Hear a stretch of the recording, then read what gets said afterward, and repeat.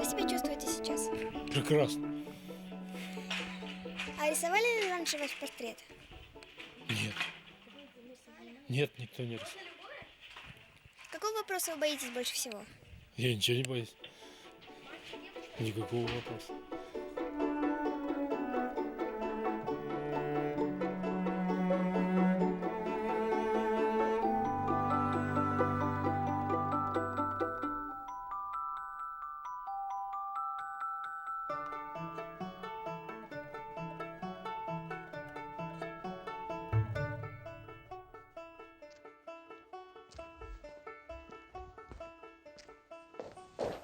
Здрасте, ребята. Здравствуйте.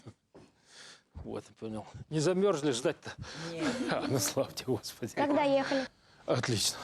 Как настроение? Как ни странно, без пробок. Спасибо. И расскажите нам, как вы попали в военное училище? Это все-таки ваша детская мечта или влияние отца, военного летчика? Ну, влияние всего, если так разобраться. Значит, дело в том, что, смотря какой военный я в училище попал, я же заканчивал 2 военных училища. Первое – это Казанское Суворовское военное училище, а второе – Харьковское высшее военно-авиационное училище летчиков. Ну и когда я еще учился в школе, мне, значит, уже до этого, когда вот земля образовалась на второй день, у меня, значит, образовалось желание стать летчиком-истребителем военным. Поэтому, значит, принятие решения пойти в Суворовское военное училище было, так сказать, в струю вот, того, что я и хотел. Вот. Закончил Суворовское военное училище, потом поступил в Харьковское высшее военно-авиационное училище летчиков. В 1971 году я его закончил. Ну и вот такая дорожка, значит, привела меня наконец-то к исполнению того, чего я хотел. Я хотел быть военным летчиком-истребителем. Летать на сверхзвуковых, на дозвуковых, на любых самолетах-истребителях.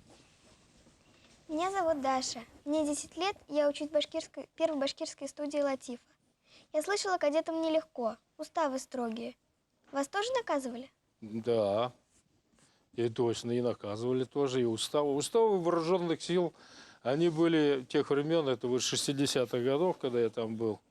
Уставы вооруженных сил те же самые, и общевойсковые, и гарнизонные службы, и внутренние службы, и наставления по, значит, боевым действиям тоже такие же, точно как и все касающиеся. Только единственное, что мы в Суворовском военном училище не присягали. А какое ваше самое нелюбимое наказание было? Ну, я не думаю, чтобы я кто-то радость чувствовал от того, что наказание нелюбимое. Ну, больше 5 суток гауптвахты в училище в летном я не сидел. Это у меня было. Были ли в вашей жизни такие моменты, когда хотелось все бросить? Нет, не было. И сейчас нет. А вообще существует ли дедовщина и была ли она у вас в кадете? Ну, в Суворовском училище какие-то признаки были, потому что там были, значит, набраны суворовцы, которые, значит, после 8 класса, были суворовцы, которые были набраны чуть ли не там со 2 класса, или с 5 класса. Вот. Некоторые признаки, но особо такого не было, так заметного, чтобы грубого, такого нет. Ну, некоторые пренебрежительно высокомерное отношение тех, которые там побольше лет было, но это было такое легкое, не, ну, оно не влияющее на жизнь. А уже в летном училище вообще понятия о дедовщине даже близко не было. Наоборот, там даже очень поддерживалась дружба между старшими курсами и младшими. Меня зовут Вадим, а без девчонок, наверное, вам трудно было, да? Да нет, я за всех не могу говорить, потому что, может быть, разный, кто там мучился. Но дело в том, что у нас, во-первых, был нагружен день настолько сильно, что тут не до девчонок, а второе было то, что значит, предоставлялась возможность пойти в увольнение в субботу и воскресенье, пообщаться с ними, кому очень хотелось. А я такой, значит, какой-то ущербность в этом отношении абсолютно не чувствовал. Хулиганил, то, конечно. Как вы стали летчиком?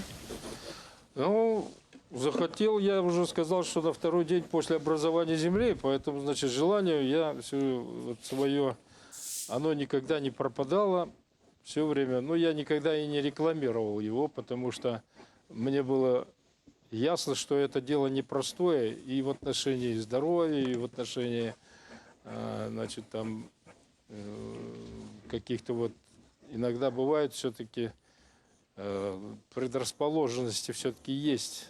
Как ни крути хвостом, все равно есть. Но медленно, но уверенно я шел к этому делу и не скажу, что медленно, просто шел в соответствии с ходом событий. А как, значит, становится летчиком? Поступаешь в школу летчиков, то есть в смысле высшее военное авиационное училище летчиков тогда назывались. Для того, чтобы туда поступить, нужно пройти медицинскую комиссию. Она достаточно строгая, потому что особенно придирается к курсантам, будущим летчикам, потому что он молодой, должен быть здоровый. Это раз. А здоровье достигается тем, что, значит, надо, во-первых, не заниматься ерундой, вот типа курением там всяким, питьем, наркотиками, гадостями. То есть не травить себя, а лучше нормально физическим развитием, которое тебе нравится. Это одна сторона дела. Есть еще летчику нужно знать иностранный язык. Ну, вообще, быть нормально развитым.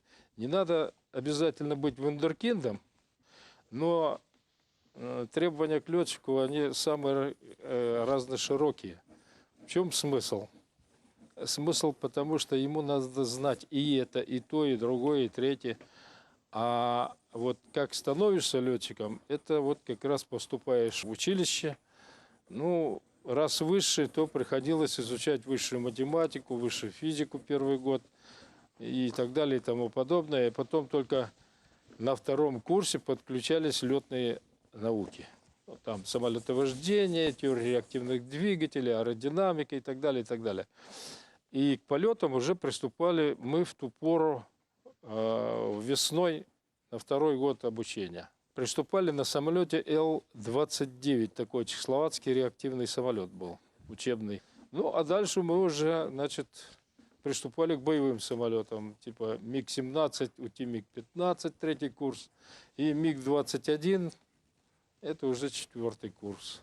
Но там уже в основном чисто такие предметы и науки, как боевое применение, там, тактика и так далее, и так далее. Раньше как было? Первый набор, который был, вот там Гагарин, Леонов, Титов и так далее, их отбирали в основном из военно-воздушных сил. Из военно-воздушных сил и в основном летчиков. Почему? Потому что космос был, как бы сказать, ближе расположен к авиации. Но ведь не только летчики требуются ведь в космосе и инженеры, и исследователи, и разные, в общем, профессии. Но требования к здоровью там были очень жесткие из-за того, что сам космический корабль был просто-напросто шаром. Он имел очень ограниченный объем, поэтому отбирали ростом небольших. Ну, конкретные цифры я не помню, но они не были невысокого роста, где-то 1,60 м, где-то вот возле этого. Ну и, соответственно, этому, значит, подбирали ребят. Ну, требования, естественно, там много было по части и сердца, и всех, в общем, механизмов и вестибулярного аппарата. Отбор, который мы проходили, я вот проходил в 1982 году, требования были практически те же, ну, что и для первых космонавтов. Ну, мы прошли нормально.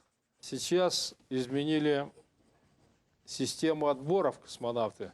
Значит, кто хочет, пусть идет записывается. А потом из них начнут отбирать уже, пусть он даже там, допустим, повар какой-нибудь или железнодорожник, но ему очень хочется в космос, то, пожалуйста, проходи, если ты, значит, пройдешь. И некоторые, видимо, требования снизили. Ну, допустим, если человек, во всяком случае, какой-то дефект, допустим, в зрении имеет, но вполне пригодный, значит, для каких-то вот, что он читать может, ну, там, может в очках, но он гораздо полезный в космосе и очень хочет, то что бы его не взять, от него толку-то будет больше, чем от того, который здоров, но не в этом деле не соображает.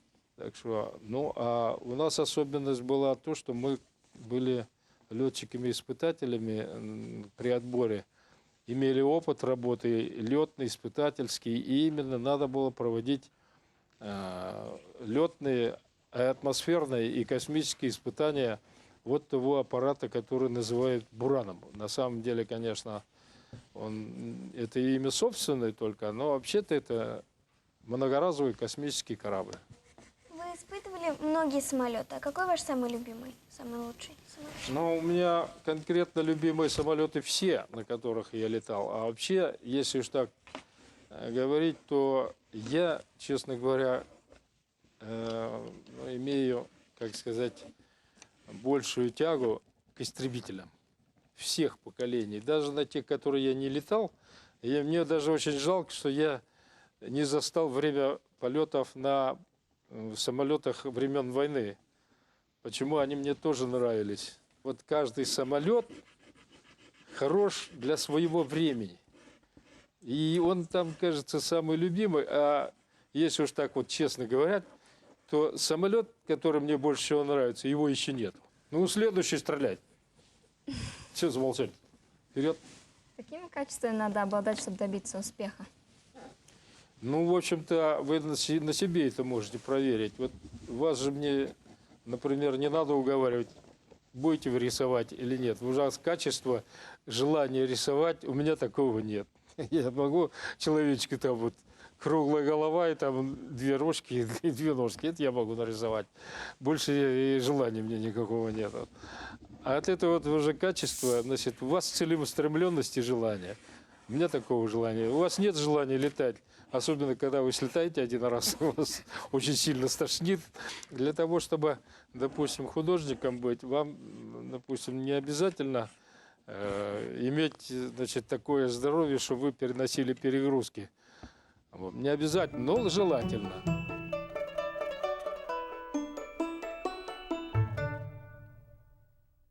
А как запомнился ваш первый полет?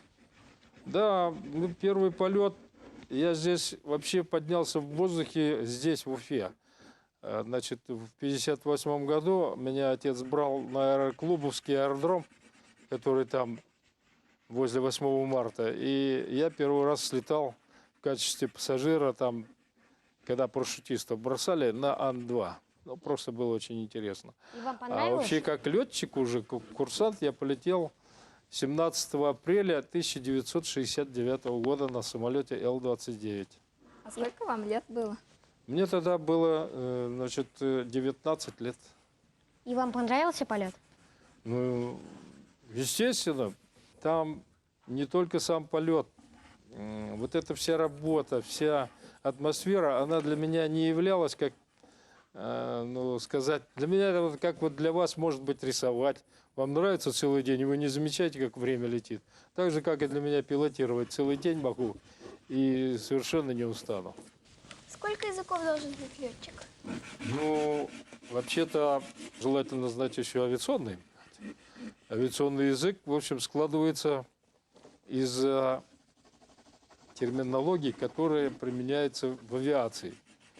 Вот этот язык, но он какой-то, можно сказать, даже чуть ли не международный. Но дело в том, что чем ты больше языков знаешь, тем лучше. И чем свободнее, еще лучше. Но сейчас вот эти гражданские самолеты, гражданские полеты выполняются в международном английском языке. Поэтому и английский язык – это, конечно, впереди. Но вот у меня есть кое-какой запас знаний английского языка и французского. Ну, вот это мне помогает. Слушаю вас. Я хотела спросить, какие языки вы знаете. Let's go speak English. Welcome. Let's go. Our discuss will be in English language. I'm ready. А из французского? Bonjour, monsieur. Comment ça va? Comment vous appelez-vous? Вы легко пересаживались с одной машины на другую? Ну, вы имеете самолет, наверное, да? Да. Да. Дело в том, что требования к летчику-испытателю и схема, и система его подготовки в школе летчиков-испытателей – это еще одно учебное заведение, которое я заканчивал, но оно 1,5 года и называется «Школа летчиков-испытателей Министерства авиационной промышленности». Там за 1,5 года учебы значит, летаешь на 14 типах самолетов. Если раньше я, допустим, на 2, 3, 4 летал, а там получалось так, что за 1,5 года пересаживаешься, значит, с одного истребителя на другой, пересаживаешься с легкого самолета, ну так называемого, на вертолет и тяжелый самолет. Вот эта легкость, она приходит вот в момент, когда ты вот это вот переучиваешься на эти типы и делаешься гибким, психика гибкая и знания.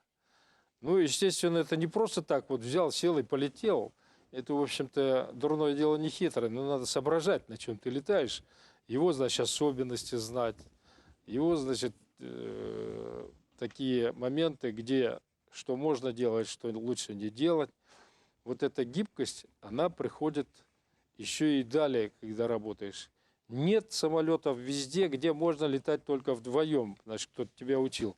А есть самолет, вот, допустим, тот же самый Су-27. Я летал на истребителе Су-27 в 1981 году. Тогда еще спарок и близко не было.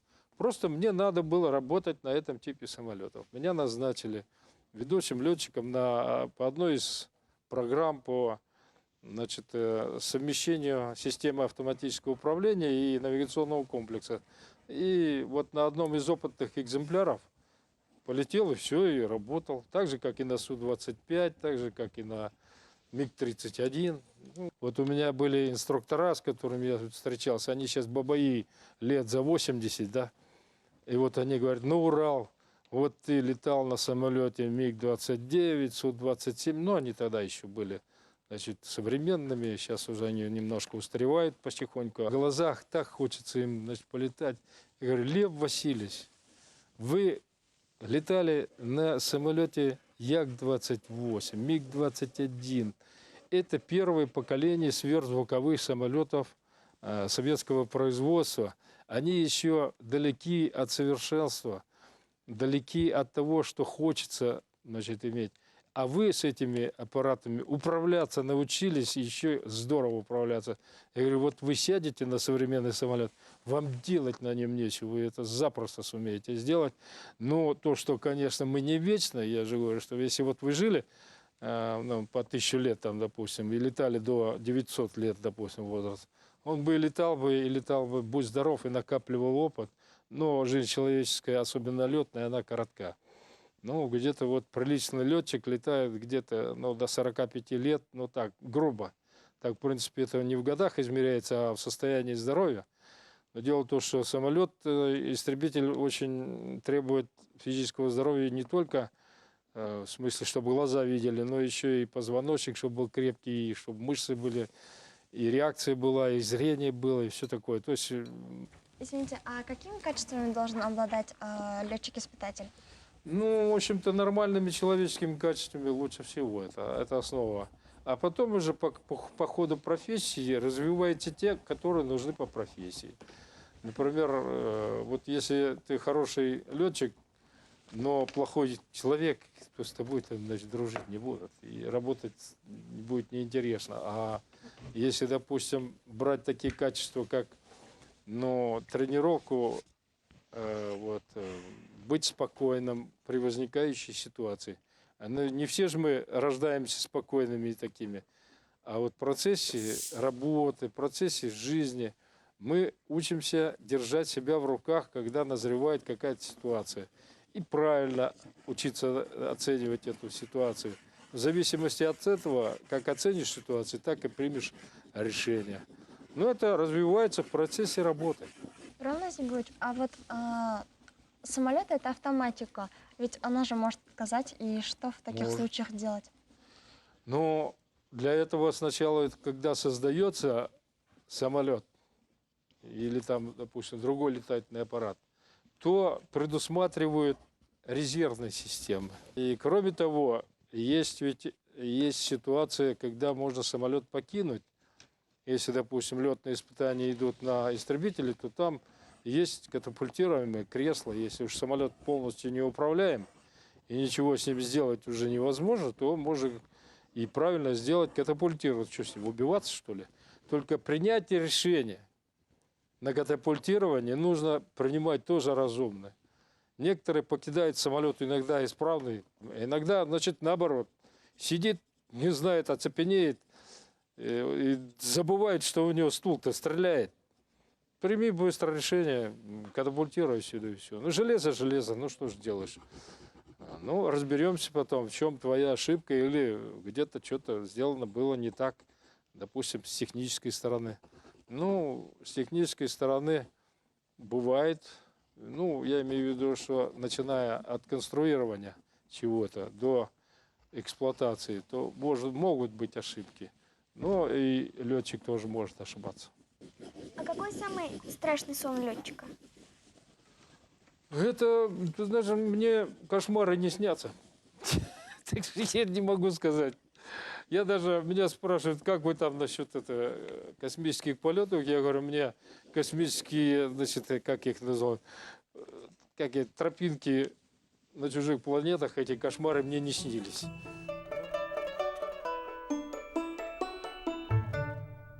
Ваш отец был летчиком-истребителем. Он вам рассказывал про войну?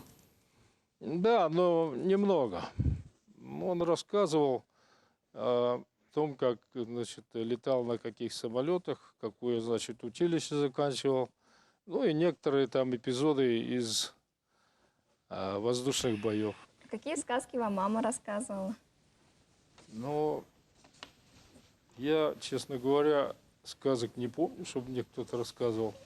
Я сам читал их. Книжка такая была «Храбрый Азмун». Ну, мне еще не было, наверное, и 8 лет.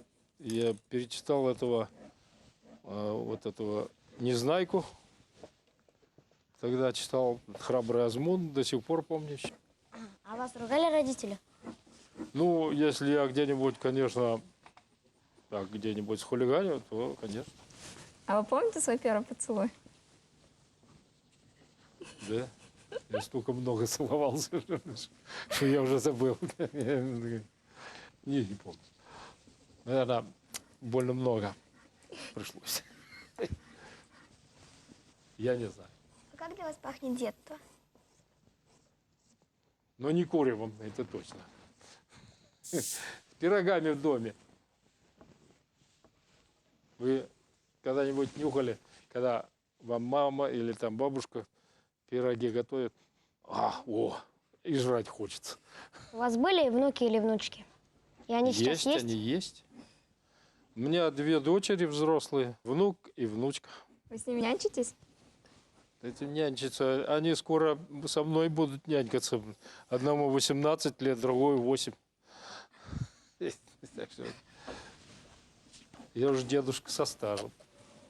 А в обычной жизни вы любите экстрим? Но в обычной жизни, это в смысле наземный, я так понимаю, да? Но, в общем-то, такими экстремальными вещами, как, например, вот парашютный спорт, мне он не тянет. Хотя я прыжки имею, но они были все выполнены по нормативам, которые нам предъявлялись, и без особого страха нормально прыгал. Ну, жизнь такая хорошая вещь, что глупо себя каким-то, значит, ну, необдуманному риску подвергать себя. Если ради чего-то, ну, допустим, ну, я летаю, мне это нравится, я это понимаю, главное, и делаю так, чтобы сделать, ну, чтобы не убиться, вот, с разумом подходя. Вот этот экстрим, если его обзывать этим словом, мне это подходит. А вы вообще курите? Нет. Почему? Ну, в связи с, наверное, трудностями жизни на Марсе, наверное, в связи с этим я думаю, просто не хочу курить, и все. А И у вас- здоровье портить не хочу. У вас есть любимый вид спорта? У меня, в общем-то, я занимался различными видами, в основном игровыми видами спорта. И на лыжах в школе бегал за сборной школы. И я в училище Суворовском за баскетбольную сборную играл. Хотя и не самого высокого роста, но играл неплохо. Вот. Дальше, значит, занимался стендовой стрельбой. Ну, это вот такая, в основном любительская такая, любительский уровень. А дальше бильярд поигрывал не так плохо, конечно. Там волейбол за сборное училище играл. Вот. Так что мне хватало этих видов спорта. Пользуетесь ли вы интернетом и что вас интересует Пользуюсь. в глобальной паутине? Пользуюсь. Значит, меня интересует, значит, все современные истребители, которые, значит, значит, вот сейчас модно говорить о 5-м поколении истребителей реактивных. Вот. Это, значит, поколение, оно сейчас вот очень меня интересует с точки зрения, значит, сравнения со старым. И если я, допустим, сяду на новый самолет, мне слетать это проблем никаких. Но вот как его максимально использовать, это уже другой вопрос. А у вас есть любимый фильм? Ну, вообще-то я люблю, наверное, точно так же, как и какие-то юморные фильмы, которые там действительно, ну, вот, которые Гайдай делал. Это для вас это, конечно, наверное, это уже такой, значит, древность. А вот такие фильмы, как «Бриллиантовая рука», там, «Операция И», другие приключения Шурика, вот они, ну, такие легкие, смешные достаточно, очень веселые, не говорящие. А вот есть, лучше бы вы спросили, какие я не люблю. Я не люблю фильмы, а там, где вот этих каких-то уродов показывают, значит, это. Причем главное показывает такого интеллектуального, значит, существа, да, но с рогами почему-то. Чего никак, чего он рога не может спилить, додуматься, да, а такими компьютерами управляет. А у вас вообще есть любимые мультики, может? Ну, погоди, допустим, я с удовольствием смотрю. Есть и хорошие мультики такие, рисованные в основном я люблю, и причем руками. Вот диснейлендовские очень великолепные. Да. А вот эти кукольные там, и особенно компьютерные, они меня, я их не смотрю. А вот как сейчас вам вот новые фильмы или мультики? Вам они нравятся? Ну, они в основном сейчас делают компьютерами, а компьютер вот той живости, такой эмоциональности не дает. Какие-то они стеклянные, какие-то вот рисованные, такие автоматически, как штампованные. А вот вы посмотрите мультики того же самого Диснейленда, которые рисовались в 30-х, 40-х, 50-х годах. Как Микки Маус там? Ну, вот. Там же эмоции видны, прям там и вот эта вот шутка, она видна. А есть такие мультики, которые, допустим, мне такого, ну, познавательного есть смысла, но там не художество само меня интересует, а то, что преподносит. Вы верите в НЛО? Я думаю, что они есть. Думаю, что есть. Но что это такое, я понятия не имею. Мне не встречался с ними, но сообщений много поступает. И фильмы есть, и сообщения есть. Но что это такое, я не знаю. Какую роль в вашей жизни играют деньги? Деньги? Да. О, money. Без мани не обойдешься. Как сказал один товарищ, герой товарища этого Андрея Миронова, говорит, деньги еще никто не отменял. Конечно, я бы не возражал, бы их заработать только. Но с неба я и не хочу, а вот заработать я бы с удовольствием. А у вас много друзей? Да. А они вас предавали? Нет. А есть человек, который знает о вас все? Обо мне? Не знаю. Не знаю. Я как-то это меня меньше всего волновало, знает меня или не знает. Я не знаю, то есть, славьте Господи. Знает, ну, что, куда денешься, раз знает. Вы не сможете простить другим людям. Ну, в общем-то, есть, но я не буду полностью об этом говорить. Если, значит, кто-то моему хорошему другу или что-нибудь гадость сделает, то я этому другу сделаю побольше гадости. Хотя я и не слон. А чего вы боитесь потерять? Не знаю, честно говоря, бояться я вообще-то, честно говоря, такое, значит, средство не применяю. Но терять чего? Ну, денег у меня нету таких сумасшедших, чтобы я их потерял. Дальше что? Ну, просто это вопрос такой. Более, если ты конкретизируешь, то я тебе поточнее отвечу. Это Ну, если будет из семьи, например. А? Если из семьи вы боитесь потерять. А, Кого? из семьи? Ну, конечно, желательно, чтобы родственники подольше бы жили. Но куда денешься, если, значит, как говорят французы, c'est la vie.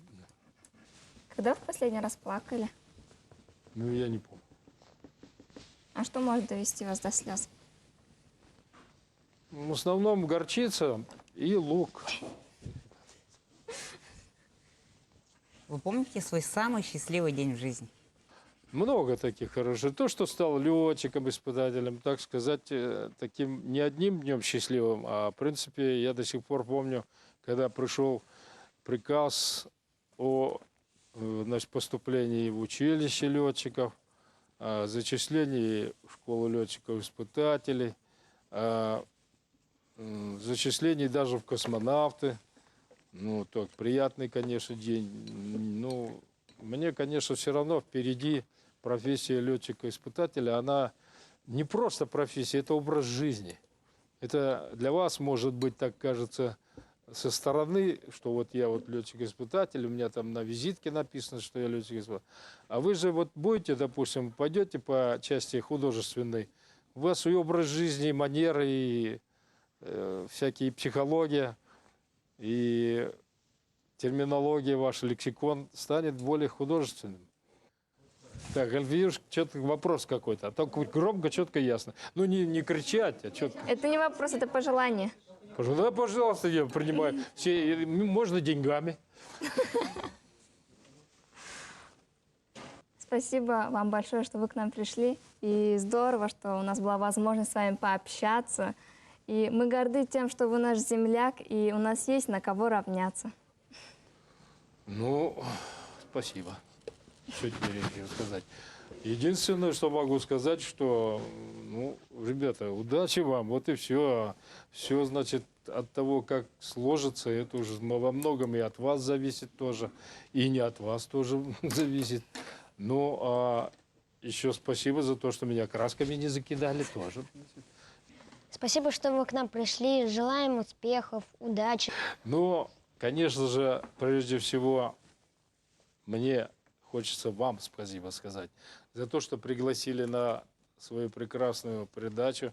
Она для меня, честно говоря, казалась не какой-то телевизионной передачей, а каким-то дружеским таким вечерочком, на котором мы сидим при этих лампочках, разговариваем. Вы занимаетесь своим делом. Я, значит, разглагольствую здесь о своем, отвечая на ваши, естественно, вопросы. Но в жизни то, что вы умеете рисовать, пригодится в жизни в любой профессии. Будете вы там художником или не будете художником. Будете, кто-то, может, и в космонавты пойдет. Это еще мне-то неизвестно, а вдруг у вас появится такое желание. Все же еще время-то есть. Потом же здоровье – это в ваших руках тоже.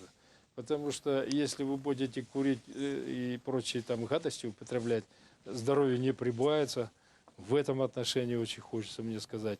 Есть еще такая штука, как вот, допустим, вот переживать, вы же меня спрашиваете, или как вы вели себя при отчаянии. Вот вы учитесь и наматываете себе на ус, а стоит ли отчаиваться. Может быть, есть смысл нормально взять, оценить обстановку и действовать разумно. Ну и потом насчет друзей то же самое. Вы же сами между собой с кем-то дружите. Поддержка друзей, она же тоже ведь и родители тоже, и бабушки, и дедушки тоже, наверное, помогут. Короче говоря, жизнь разнообразная, и все, что мы с вами пообщались, это должно нам пригодиться. Спасибо, что Ребята, пришли. мужики, до свидания. До Спасибо. свидания. До свидания. До свидания. До свидания.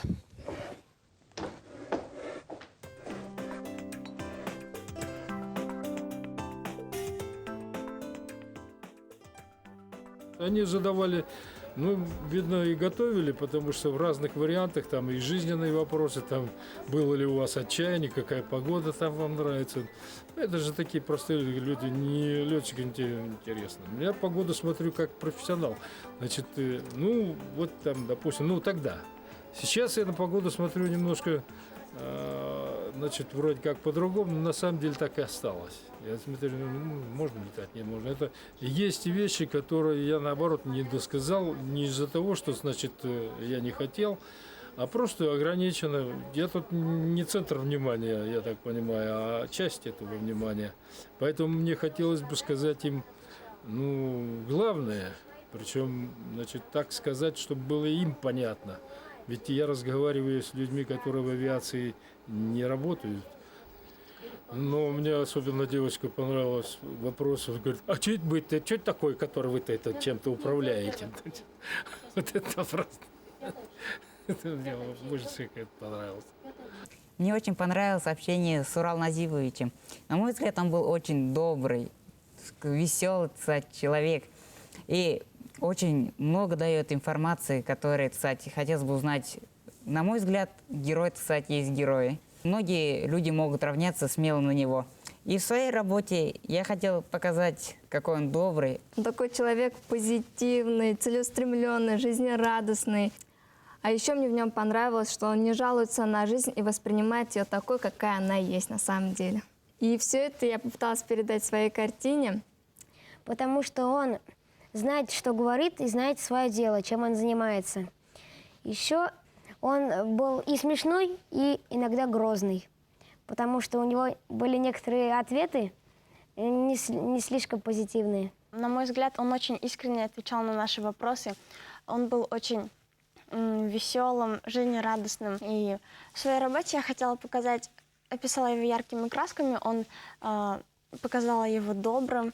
Он все время улыбался, и я думал, что военные люди, они должны быть серьезными, а он был смешной и добрый. Мне он очень понравился. Я свои рисунки нарисовал его добрым, искренним, и сзади него нарисовал самолет, так как он любит самолеты. Это мне вот это вот больше всего понравилось, что они тоже расковались, а то им там список вопросов, все понятно, это все правильно. Но дело в том, что их начали интересовать некоторые вопросы, которые, значит, им в голову сами приходили, а не написанные на бумаге. Это раз. Художественная часть – это, значит, не по моей части, поэтому я лучше промолчу, значит, не буду свое невежество показывать. А вот то, что фотографии, вернее, эти портреты, ну, как сказать, понравились, да. Мне понравилась их работа сама.